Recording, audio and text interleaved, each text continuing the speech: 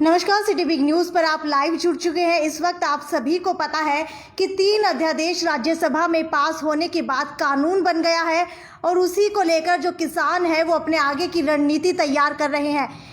तो इसी को लेकर आज हम बात करेंगे। हमारे साथ है भारतीय किसान संगठन के प्रदेश महासचिव दिलबाग सिंह। इनसे जान लेते हैं कि आगे की रणनीति जो है वो किस तरह की इनकी रहने वाली है। सर बताइए। ऐसा है मैडम, पहले तो स्वागत है आपका। इस समस्या को उठाने के लिए आप हमारे पहुंचे हैं हमारे घर पे, तो मैं धन्यवाद करता हूं, आपका स्वागत भी करता हूं। तो जैसे जो आगे की रणनीति की बात है वो अभी हम गांव-गांव में प्रचार कर रहे हैं, लोगों को जागरूक कर रहे हैं। लोगों को अभी तक इसकी जानकारी नहीं है। जो 3 अध्यादेश जो अभी तुरंत राज्यसभा में पास हो चुके हैं वो, उसमें हमारा तो मानना यही है कि भाई ये बिल्कुल तीनों के तीनों जो अध्यादेश पास हुए हैं ये बिल्कुल किसान विरोधी हैं, मजदूर विरोधी हैं और मंडी विरोधी हैं। तो हम इनका निंदा करते हैं कि इन्होंने गुपचुप तरीके से कोविड-19 होने की वजह से भी और इनका बहाना लेकर के गुपचुप तरीके से ये पास कर दिए गए हैं। तो हम इनकी निंदा करते हैं, सरकार ये वापस ले। सर मैं एक बात सबसे पहले ये पूछना चाहूँगी कि 2013 में मंत्री ओपी धनखड़ जो कि थोड़े दिन पहले कृषि मंत्री रह चुके हैं, सुभाष बराला जी जो कि अध्यक्ष रह चुके हैं, ये जानना चाहूँगी कि वो दोनों अर्धनग्न प्रदर्शन करते थे क्योंकि गेहूं की खरीद 1400 रुपये पे होती थी और वो 2100 रुपये के लिए जो है प्रदर्शन करते थे, लेकिन अब 2100 रुपये वो खुद नहीं दे रहे हैं। इसके बारे में आपका क्या कहना है? देखिए, ये जो सरकारें हैं ना, ये सारे एक थैली के चट्टे बट्टे हैं, क्योंकि इन्होंने किसान के लिए कुछ नहीं करना। जब तक इनकी सत्ता हाथ में नहीं थी तो ये सारे तरफ के हथकंडे अपनाते थे, अर्धनग्न होकर प्रदर्शन करते थे रेलों में, बसों में, और कहते थे किसान का भाव दिया जाएगा और ये क्या कहते थे, कर्जा मुक्ति की जाएगी, हर प्रकार का आश्वासन दे रहे थे। तो अब ये क्या है, इनकी सरकार सत्ता आ गई इनकी हाथों में, तो अब ये किसान की कोई सूद नहीं ले रहे, क्योंकि ये किसान विरोधी सरकार है, ये कॉरपोरेट की सरकार है, पूंजीपतियों की सरकार है। इन्होंने समस्याओं से कोई लेना देना नहीं है। इनको पूछते हैं तो इनके पास कोई जवाब ही नहीं है।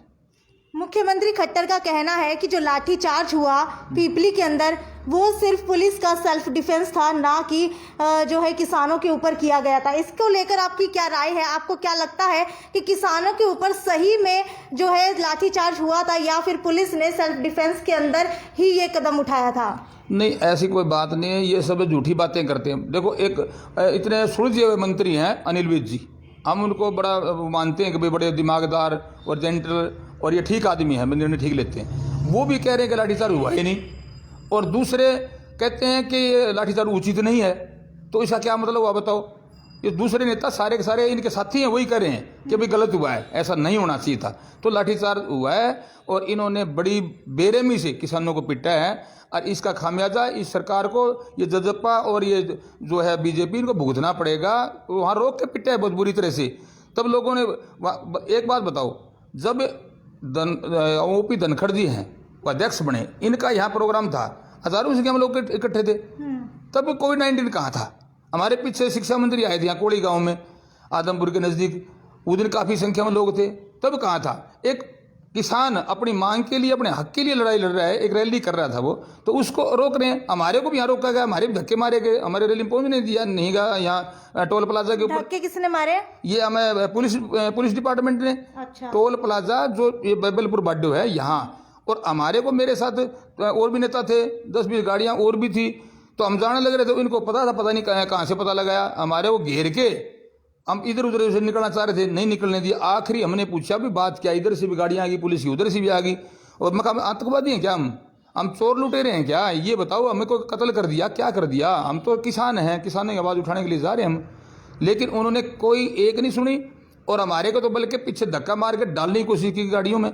लेकिन हमारे सब किसान संगठनों ने पता लगा है, उधर बाड़समंद से आगे, बांडेडी से आगे, बुड़ाक से आगे, इधर बघाण और माइड खड़, पता नहीं कितने किसान वहाँ हजारों संख्या में इकट्ठे हुए टोल प्लाजा पे। हमने वहीं वो तंबू निगाड़ दिया और हमने वहीं अपने सारा प्रोग्राम रखा। आगे जाने दिया तो 3 बजे जाने दिया, जब रैली का टाइम ही खत्म होने लग रहा है। वहाँ पहुंचे उलाना मोड़ तक, वहाँ डीएसपी रोहतास जी थे, उन्होंने पूरी दल बल के साथ वहाँ हमारे साथ पूरी मतलब बदतमीजी करी और रोक के रखा, हमने वहाँ तक पहुँच नहीं दिया। ये तो सारा आल हरियाणा में ऐसे किया इन्होंने। तो बिल्कुल नियत थे, किसानों के ऊपर लाठीचार्ज किया है, हम निंदा करते हैं। और उन अधिकारियों पर जो जिन्होंने ऐसे जाति की जांच होनी चाहिए, उनके खिलाफ कार्रवाई की जानी चाहिए। दुष्यंत चौटाला जी हिसार आने वाले हैं कल परसों में, और उनका खास तौर के ऊपर कहना है कि एमएसपी के ऊपर ही किसानों की खरीद होगी, अगर उसकी खरीद नहीं होती है तो वो इस्तीफा दे देंगे। तो क्या लगता है आपको कि ये इस्तीफा वो देंगे सही में, या फिर सिर्फ ये कही सुनाई बात है? क्योंकि जोगीराम सियाग जी भी जेजेपी के नेता है बरवाला से, तो अगर जब वो किसानों के धरने पर पहुंचे तो किसान उनका विरोध करने लगे, लेकिन उसके बाद भी उन्होंने वहां पर बैठकर कहा कि अगर आप लोगों के ऊपर कोई आंच आती है तो मैं इस्तीफा दे दूंगा। जेजेपी के सभी विधायक कह रहे हैं कि हम लोग इस्तीफा दे देंगे, तो क्या लगता है कि इस्तीफा देने वाले हैं वो लोग, अगर सही में एमएसपी नहीं मिलती है तो? ऐसा है देना नहीं हो गए, वहां बैठे हुए हैं यहाँ चारों तरफ पूरे हरियाणा के अंदर बैठे हैं, गए कहीं कोई दिया रस्ते हैं दुष्यंत चौटाले के लो आप। लोगों की रणनीति रहने वाली है भारत बंद की, तो क्या असल में अगर सरकार नहीं सुनती आपका 23 तक अल्टीमेटम, तो 25 को भारत बंद होने की उम्मीद है? देखिए, जो 23 का जो अल्टीमेटम है ना, वो एक हमारा अलग है। इस एरिया की जो बात ना, वो बाड़ासमंद एरिया की, उसमें हम 15 दिन से बैठे हैं। उसमें क्या था कि इन अधिकारियों ने, नायब तहसीलदार ने मिलके हमारा खराबा 10% भेज दिया, जो कि बिल्कुल गलत है। 1 से 19 गांवों में सभी में 10 ऐसे करके भेज दिया, और फिर बाद में झूठ बोल गए कि फेक न्यूज़ है। शाम को कहा कि हमने भेज दी थी गलती से, अब विड्रा कर ली। तो वो खराबा के लिए हम कह रहे थे कि हमारा जो स्पेशल गिरदावरी कराई जाए। चलो, हम डीसी मैडम से मिले, इन्होंने भी कोऑपरेट करा, तो वो लेटर जो है हमारे को नरमा की फसल का मिल गया है कि भाई इसकी स्पेशल गिरदावरी शुरू भी हो गई है, भाई इसका फसल का बीमा हो ना हो उसको मुआवजा मिलेगा। हमारी मांग ये थी कि साथ में मूंग, ग्वार, बाजरी, ये भी सारा हमारा खराब हो गया इस एरिए में। तो अब 23 का अल्टीमेटम है, वो इसके लिए है, इसे मूंग, ग्वार, बाजरा की स्पेशल गिरदावरी करा के मुआवजा दिलाने के लिए है। 23 तक घोषणा होगी तो ठीक है, नहीं तो 24 को हम ट्रैक्टरों के साथ सारे किसान जबरदस्त प्रदर्शन करेंगे, जो सरकार के समझ में नहीं आएगी। सरकार की तरफ से कहा जा रहा है कि एमएसपी के ऊपर आपकी खरीद होगी, यानी कि न्यूनतम समर्थन मूल्य के ऊपर आपकी खरीद होगी अध्यादेश आने के बाद भी। लेकिन मैं जानना चाहूंगी कि क्या अध्यादेश आने से पहले भी न्यूनतम समर्थन मूल्य हर किसान को मिल रहा था? देखिए मैडम, ऐसा है, ये जो मिनिमम सपोर्ट प्राइस जो है, न्यूनतम समर्थन मूल्य है, ये था पहले। लेकिन क्या था कि फिर भी कुछ खरीद करके फिर ये बंद कर देते थे। अच्छा। हाँ, तो इस प्रकार किसान परेशान था। शुरू की जैसे सरसों आई, इन्होंने उस पर कंडीशन लगा दी, भाई 25 मन एकड़ की होगी, उससे ऊपर नहीं लेंगे, 25 कुंटल ऊपर से नहीं लेंगे। तो ये कंडीशन थोड़ी थोपी जाती किसान के ऊपर। न्यू बताओ 26 कुंटल आ गई तो 1 कुंटल घर लेके जाएगा वो। ये सारे के सारे इनके ढोंग हैं, ये किसान हितैषी सरकार नहीं है। एमएसपी पे कई बार तो क्या करते थे, थोड़े खरीद ली, उसके बाद नहीं खरीदते थे, फिर किसान होने पुणे दामों में 1000 रुपये कम, 1500 रुपये कम ऐसे बेचता था। किसान की बिरान माटी कर रखी है। आज किसान की जो दयनीय स्थिति है, इस प्रकार किसी की दयनीय स्थिति नहीं। पीड़ित, सबसे पीड़ित किसान और मजदूर, गरीब आदमी है। आज जानकारी के अनुसार ये पता चला है कि जो फसलों की खरीद है वो उसके कटने के बाद ही निर्धारित होती है एमएसपी, लेकिन इस बार गेहूं की जो समर्थन मूल्य है वो पहले ही निर्धारित कर दिया गया है। इसमें कितनी सच्चाई है? देखिए, इनका सारा ढोंग है मैडम। ये ना सही तरीके से बात करी नहीं, किसान हितैषी नहीं है ये। किसान हितैषी होते तो यूं बताओ क्यों किसान धक्के खाते फिर रहे हैं? चारों तरफ तराई मची हुई है, रोड के ऊपर है। आप देख लो, हरियाणा के अंदर, पंजाब के अंदर, उत्तर प्रदेश के अंदर, जहां भी जाओ वहीं सारे किसान रोडों के ऊपर है। तो इनकी जो है मंशा सिर्फ पूंजीपतियों का फायदा करने के लिए। तीनों एक्ट जो ये तीनों ऑर्डिनेंस पास किए इन्होंने, तीनों अध्यादेश सारे के सारे कारपोरेट के उनके बड़े वन मार्केट। अरे यहाँ का किसान क्या मद्रास में जाके बेचेगा? मद्रास वाला यहाँ बेचेगा? जब कोई मंडी, कोई स्थान नहीं होगा, कोई व्यापारी गारंटी नहीं, कोई कंपनी की गारंटी नहीं है, उसके कोई कौन देगा, कहाँ से पैसा देगा? झगड़ा होगा तो क्या करेंगे? नहीं देंगे तो कहाँ जाएंगे? बोले एसडीएम तक चले जाओ, एसडीएम को दरखास्त दे देंगे। अरे एसडीएम तो सरकार का ही होता है, वो क्या फायदा उस चीज का? प्रधानमंत्री मोदी जी कह रहे हैं कि ये सिर्फ विपक्षी रणनीति है, हुड्डा सरकार द्वारा किसानों को बहकाया जा रहा है, उन्हें अध्यादेशों की जानकारी नहीं है। वही मुख्यमंत्री खट्टर कह रहे हैं कि इस जो अध्यादेश है, अब जो कानून बन चुका है, उसे 6 महीने लागू करके देखिए, आप लोगों को लाभ जरूर मिलेगा। देखिए, ऐसा है, इससे कोई लाभ नहीं मिलने वाला है। मैं एक बात बताना चाहता हूँ आपको। एक बात बताओ, इतने किसान हितैषी थे तो ऐसी क्या जल्दी थी इन्होंने? संसद में कोई चर्चा नहीं हुई, किसी किसान आयोग से चर्चा नहीं हुई। किसान आयोग क्यों बना रखे हैं? किसान आयोग बना रखे हैं, नीति आयोग बना रखे हैं, कितने ही संगठन हैं, किसी से चर्चा तो करते, बात करते, समझाते, पहले किसानों को एक किस्म की ट्रेनिंग देते, ये बताते कि देखो भाई ये ऐसे ऐसे है। इस अंग्रेजी में सारा, हिंदी में तो अब तक इनके पास हिंदी में वर्जन है ही नहीं इनके पास। यानी कि जिसके लिए ये कानून आया है उसी से नहीं पूछा जा रहा। उसी से बिल्कुल भी नहीं, कहीं भी किसी ने पूछा गया। अब बताओ, कहीं भी चर्चा नहीं। अब मीटिंग बुला ली दिल्ली में, कृषि भवन में, जहां उस मीटिंग में मैं भी मौजूद था।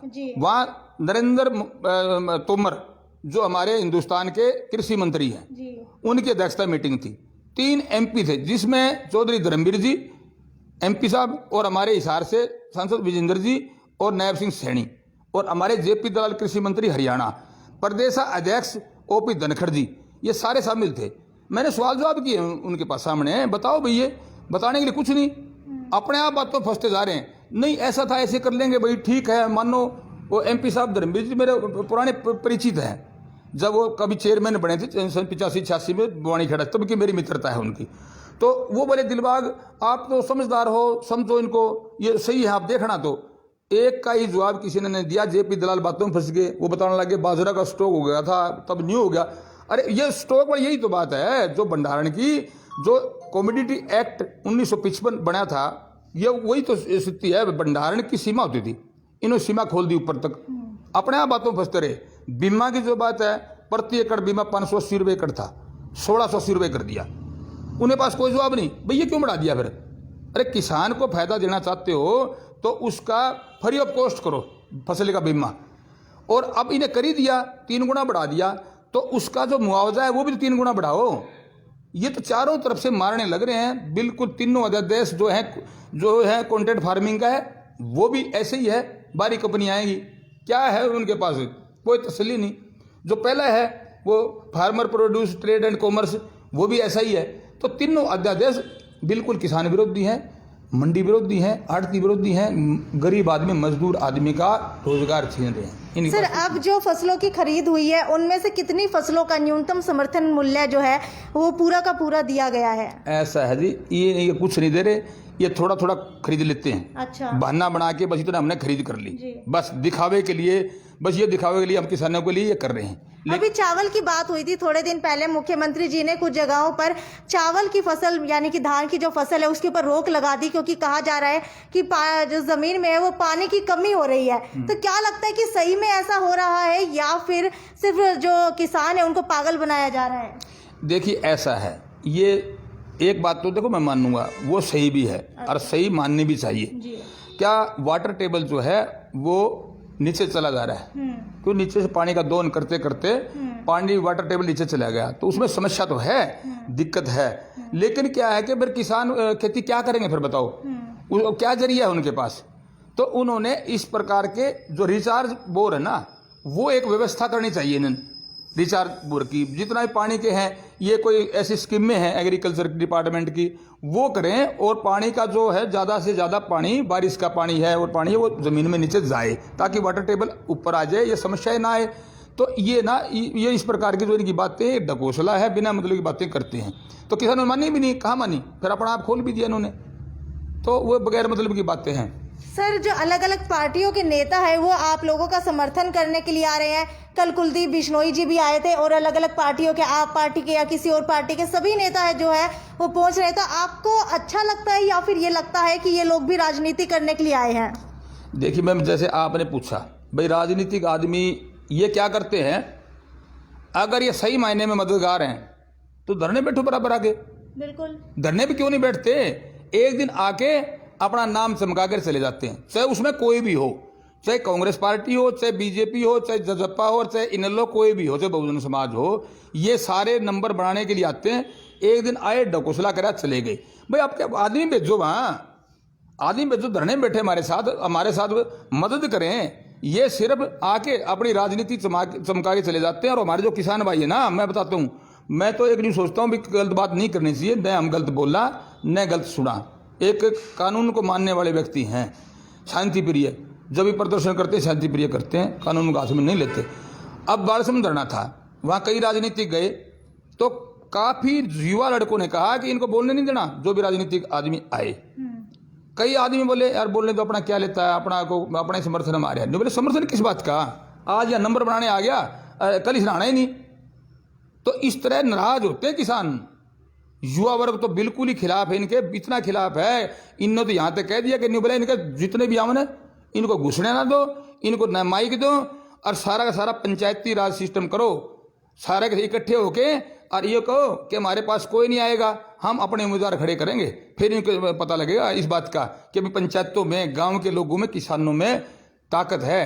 ताकत तो बहुत है, लेकिन क्या हमारे को डिवाइड एंड रूल ये अपनाते हैं, सारे के सारे झूठे ढकोसले दे के तरह ये कर देंगे वो कर देंगे, फंसा लेते हैं बेचारे हैं। इतने ज़्यादा जागरूक नहीं है। तो अब ये जागरूक हो गए, समझ गए, अब इनको सबक सिखाएंगे। सर सभी के सभी जो है आप लोगों के मुद्दे के ऊपर अपना उल्लू सीधा करने में लगे हैं, चाहे वो राजनेता हो या फिर किसी और व्यापार से जुड़े लोग हों। तो इसके अंदर एक बात निकल कर आई है कि हर चैनल के ऊपर कंगना रनौत की चीजें चल रही हैं। उन्होंने भी किसानों को आतंकवादी बता दिया है, इसके ऊपर क्या कहेंगे? की मैं समझ नहीं पाया मैम क्या? जो कंगना रनौत है, हाँ, कंगना रनौत, उन्होंने किसानों को आतंकवादी बताया है। बयान में उन्होंने कहा है कि किसान आतंकवादी है, इसके ऊपर क्या कहेंगे? देखिए ये तो उनकी सोच है जो घटिया सोच है। अरे वो क्या करते देश के लिए ये बताओ। अरे किसान कोविड-19 के अंदर कोई भूखा नहीं सोने दिया इन किसानों ने। इनने पैदा किया अन्न, इनने हर आदमी का पेट भरा है, गरीब आदमी का, जो मजदूर थे देखो कितनी उनकी बिरान माटी हुई, यहाँ से कहाँ महाराष्ट्र पैदल जा रहे हैं, यूपी पैदल जा रहे हैं, बिहार में पैदल जा रहे हैं, उनको अन्न देने वाला किसान है। और किसान को आतंकवादी बता रहे हैं। इनको शर्म आनी चाहिए, अपने शब्द वापिस लेने चाहिए। निंदा करते हैं और इनके खिलाफ कार्रवाई होनी चाहिए जो ऐसे शब्द यूज करते हैं आतंकवादी, इनको शर्म आनी चाहिए। अरे किसान तो, किसान से जीडीपी देश की किसान से निर्धारित होती है। 80% 75% जो है किसान वर्ग है, और एक चपरासी पीएन से लेकर के राष्ट्रपति और प्रधानमंत्री तक इसके ऊपर निर्भर है, और उसी को आतंकवादी बता रहे हैं। शर्म आनी चाहिए इनको। इन्हें क्या दिया है देश को ये बताओ। ये सिर्फ राजनीतिक बातें बगैर मतलब बकवास करते हैं, कुछ नहीं इनके पास। इन्होंने सिर्फ बेड़ा गर्क कराया है, कुछ नहीं कराया। अगर सरकार आपके साथ संवाद साधने की कोशिश करती है तो किस तरीके से समन्वय बन पाएगा? अगर सरकार आपसे बात करने की कोशिश करेगी तो आप किन किन मांगों को उनके सामने रखेंगे? देखिए अगर सही तरीके से सरकार बात करे, कोई भी झगड़ा हो, कोई भी बात हो तो बात से ही सुलझती है। जैसे अगर हम बात ही नहीं करेंगे तो संवाद ही नहीं करेंगे तो क्या सुलझेगा ये बताओ। वो बात करें, टेबल पे आए, किसान संगठनों को बिठाएं, हाँ भाई बताओ तारीख क्या मजबूरी, पूछना तो पहले से ही था। देखो ये काम जो है ना ये पहले करने का था, जो सारा करने के बाद फिर पूछे फायदा तो नहीं है इस चीज़ का कुछ, लेकिन थोड़ी बहुत इनकी बुद्धि आ जाए तो आमने सामने बैठ के बात करें। 300 अध्यादेश की बात है, इसको वापस लें, ठीक है, कर्जा मुक्ति करें। स्वामीनाथन आयोग की जो रिपोर्ट है C2 + 50% मुनाफा वो लागू करें, और जो है ये बीमा का जो सौदा है ये बीमा वाला ये खत्म करें। बीमा तो फ्री ऑफ कॉस्ट हो, सरकार वहन करे। चौथा उसमें क्या है कि जो ये MSP वाली बात है ये तो वापस वाली बात हमने कही थी, वो कानून बनाया जाए। और उसके बाद आगे डीजल और पेट्रोल के दाम, जब ये इनकी सरकार नहीं थी, कांग्रेस की सरकार थी, तो ये हर रोज बयान देते थे, हर रोज अर्धनग्न होकर करते थे कि इतना बढ़ा दिया, इतना बढ़ा दिया। अब देखो अब क्या हालत है, जमींदार की तो कमर तोड़ के रख दी। तो मैं तो यही कहूँगा, ये 5-4 जो बातें आपसे अभी बताई हैं, कर्जा मुक्ति की भी है। जिस दिन मोदी कहे थे जिस दिन सरकार हमारी बन गई पहला साइन इस पे करूँगा, कहाँ गए भाई वो? किसान के बेटे की एक स्कूल की फीस माफ नहीं होती, दर्द है हमारे अंदर में। स्कूल की फीस माफ नहीं करते ये होती, और एक नीरव मोदी ये बड़े बड़े हैं, उनके करोड़ों के कर्जे माफ कर दिए जाते हैं। एक जो बड़ा आदमी है उसके कर्जे में पूरे देश का कर्जा मुक्त हो सकता है किसान, लेकिन इन्हें कोई सुध नहीं लेनी, इन किसानों से कोई ताल्लुक ही नहीं है। बहुत बहुत शुक्रिया सर हमारे साथ जुड़ने के लिए। धन्यवाद जी, आपका बहुत बहुत धन्यवाद। आप आए, आपका स्वागत है, और फिर आते रहिए, हमारे से जो जानकारी मिलेगी आपको देंगे। आपका बहुत बहुत शुक्रिया, बहुत बहुत धन्यवाद।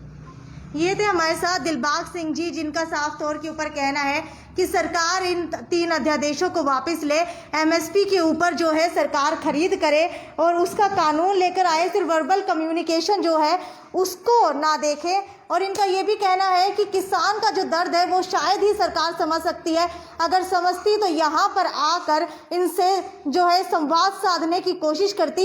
इनका कल 24 तारीख को ये लोग ट्रैक्टर पर धरना निकाल कर प्रदर्शन करेंगे और उसके बाद 25 को आगे की रणनीति तैयार करेंगे कि भारत बंद होना चाहिए या नहीं होना चाहिए। अगर सरकार इनकी बात नहीं सुनती है तो ये लोग 25 को मजबूर हो जाएंगे भारत बंद करने के लिए। हमारी भी उम्मीद है सरकार से कि सरकार इनके साथ जो है संवाद साधने की कोशिश करेगी और इनकी जो भी मांग है उनको पूरा करने की कोशिश करेगी। ये था एक्सक्लूसिव इंटरव्यू दिलबाग सिंह का सिटी बिग न्यूज़ चैनल पर। देखते रहिए city big news. Cameraman Sanjay के साथ साक्षी सोनी, हिसार।